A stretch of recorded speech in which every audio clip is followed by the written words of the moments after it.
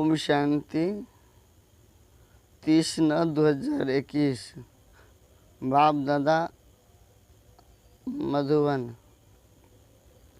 बाबा कहते हैं, मीठे बच्चे, अभी यह रावण राज्य पुरानी दुनिया खत्म होनी है, नई दुनिया आ रही है। इसीलिए श्रीमत पर चल पवित्र बनो तो श्रेष्ठ देवी देवता बनेंगे। मीठे बच्चे, अभी यह रावण राज्य पुरानी दुनिया खत्म होनी, नई दुनिया आ रही है। इसीलिए श्रीमत पर चल पवित्र बनो तो श्रेष्ठ देवी देवता बनेंगे। प्रश्न, बाप अपने बच्चों को सत्यनारायण की कथा सुनाते हैं, उस कथा का रहस्य क्या है? उत्तर, उसका रहस्य है बादशाही लेना और गवाना। अल्प को अल्लाह मिला तो गदाई छोड़ दी।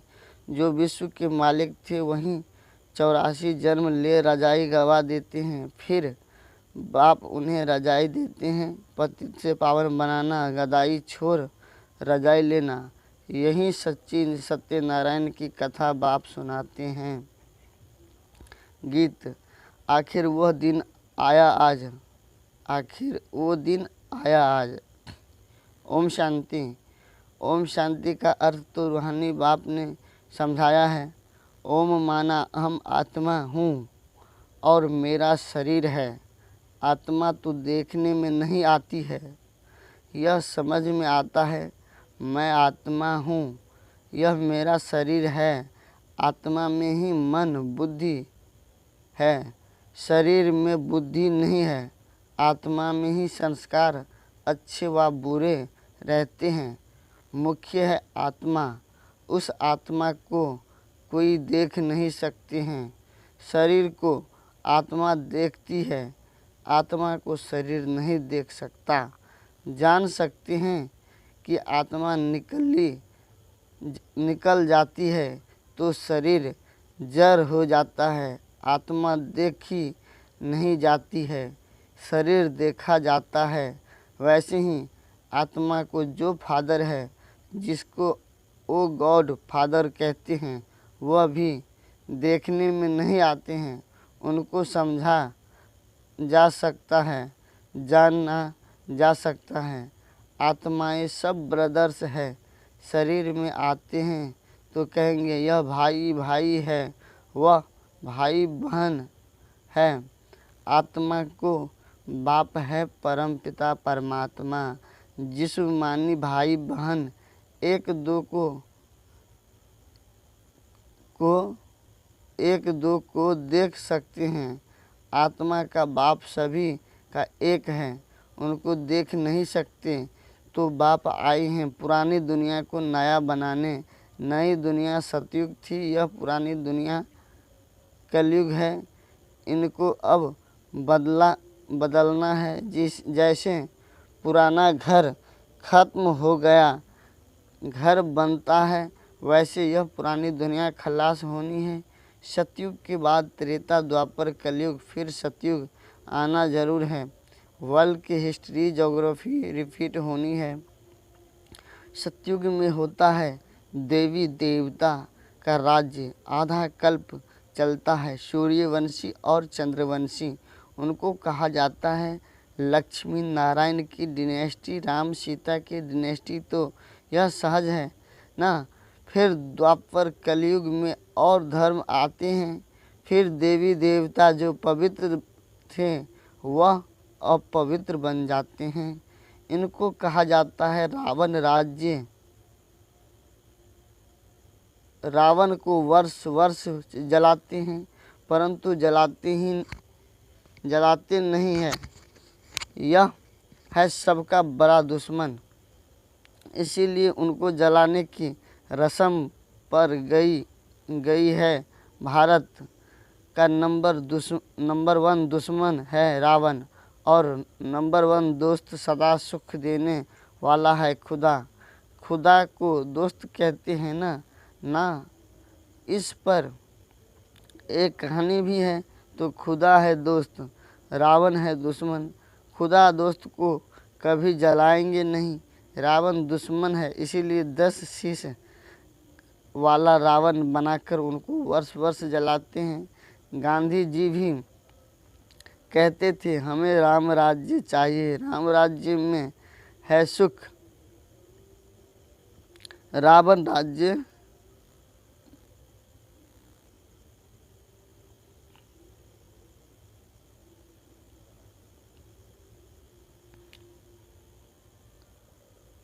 रावण राज्य में है दुख। अब यह कौन बैठ समझाते हैं। पतित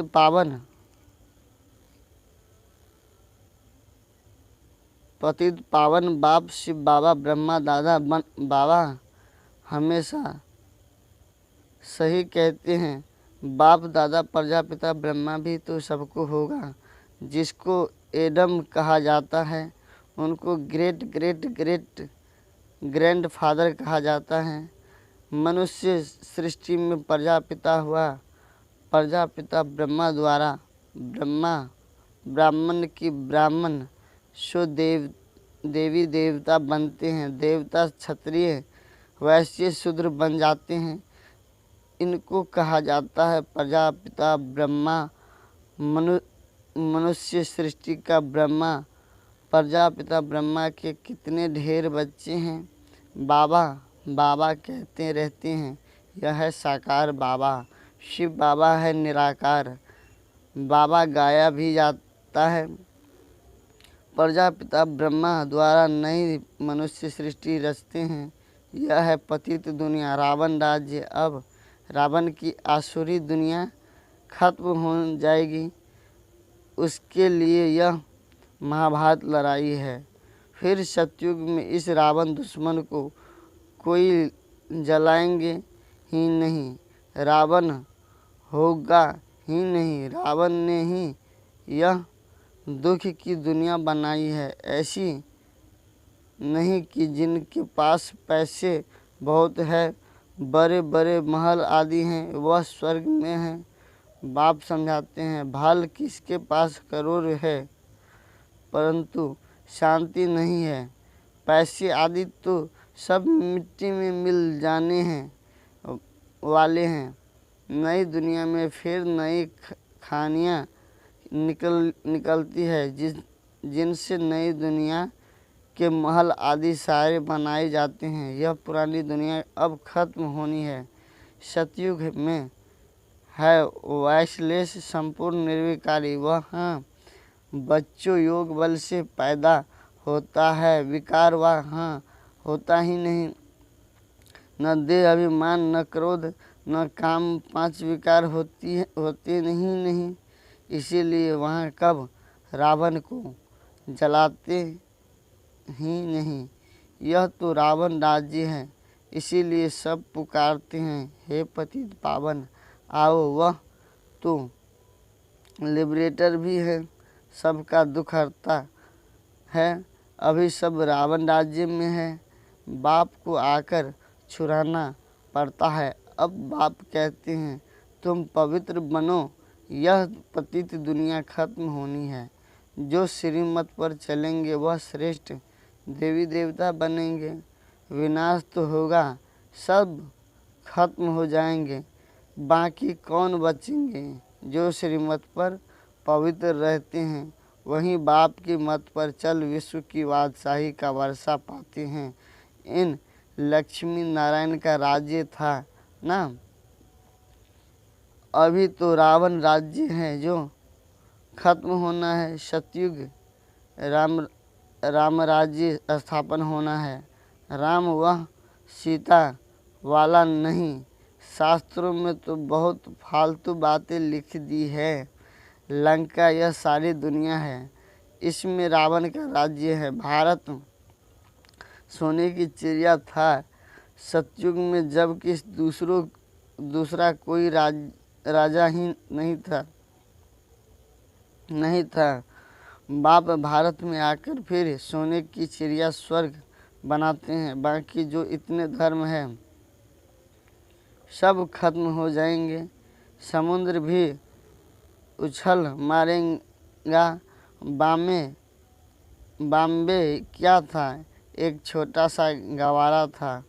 अभी सतयुग की स्थापना होती है, फिर बॉम्बे आदि रहेगी नहीं। सतयुग में बहुत थोड़े मनुष्य होते हैं।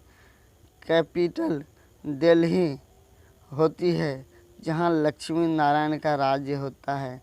दिल्ली सतयुग में परिस्तान थी, दिल्ली गद्दी थी, राम राज्य में ही दिल्ली कैपिटल रहती है। परंतु राम राज्य में हीरे जवाहरों के महल थे अथाह सुख था। बाप कहते हैं तुम विश्व का राज्य गवाया है, मैं फिर से देवता हूँ। तुम मेरी मत पर चलो श्रेष्ठ बनना है तो सिर्फ मुझे ही याद करो और किसी देहधारी को याद नहीं करो। अपने को आत्मा समझ मुझ बाप को याद करो तो तुम तमो प्रधान से सतो प्रधान बन जाएंगे। तुम मेरे पास चले आएंगे, तुम मेरे गले की माला बन फिर विष्णु के गले की माला बन जाएंगे। माला में ऊपर हूँ मैं, फिर युगल है ब्रह्मा सरस्वती, वहीं सतयुग की महाराजा महारानी बनते हैं। उन्हों की फिर सारी माला है जो नंबरवार गद्दी पर बैठते हैं। मैं भारत को इन ब्रह्मा सरस्वती और ब्राह्मणों द्वारा स्वर्ग बनाता हूँ। जो मेहनत करते हैं उन्हों के फिर यादगार बनते हैं। आत्माओं का रहने का स्थान है परमधाम, जिसको ब्रह्मांड भी कहते हैं। हम सब आत्माएं यहाँ स्वीट होम में रहने वाली हैं। बाप के साथ वहाँ है शांति धाम। मनुष्य चाहते हैं हम मुक्ति धाम में जाएं, परंतु वापस कोई जा नहीं सकते। सबको पाठ में आना ही है। तब तक बाप तुमको तैयार करते रहते हैं। तुम तैयार हो जाएंगे तो वहाँ जो भी आत्माएं हैं वह सब आ जाएगी। फिर खल्लास, तुम जाकर नई दुनिया में राज्य करेगी। फिर नंबरवार चक्र चलेगा। गीत में भी सुना है ना, आखिर वह दिन आया आज। भक्ति मार्ग में धक्के खाते रहते थे। बाप है ज्ञान सूर्य प्रकट अभी तुम्हारी बुद्धि में। सृष्टि के आदि मध्य अंत का ज्ञान है। जानते हो जो भारतवासी नरकवासी है वह फिर स्वर्गवासी बनेंगे। बाकी इतनी सब आत्माएं शांति धाम में चले जाएगी।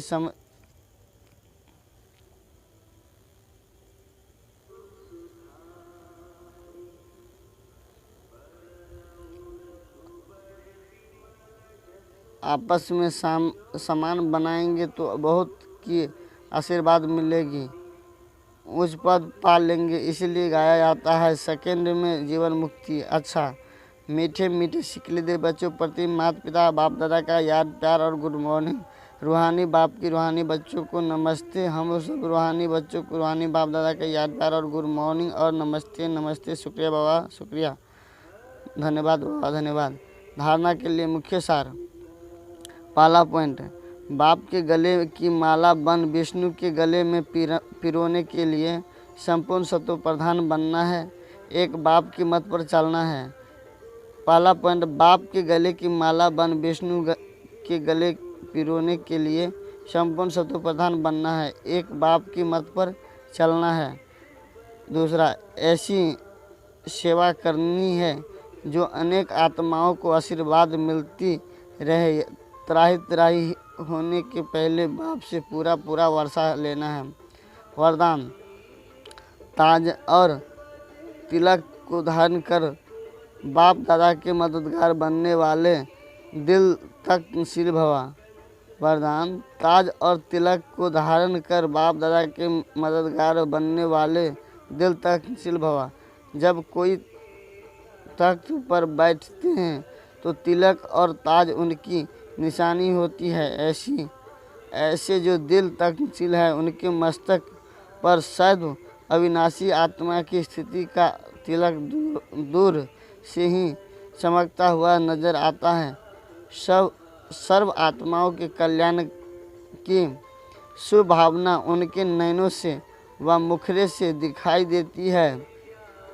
उनका हर संकल्प, वचन और कर्म बाप के समान होता है। स्लोगन: सरल याद के लिए सरलता का गुण धारण करो, संस्कारों को सरल बनाओ। सरल याद के लिए सरलता का गुण धारण करो, संस्कार को सरल बनाओ। ओम शांति।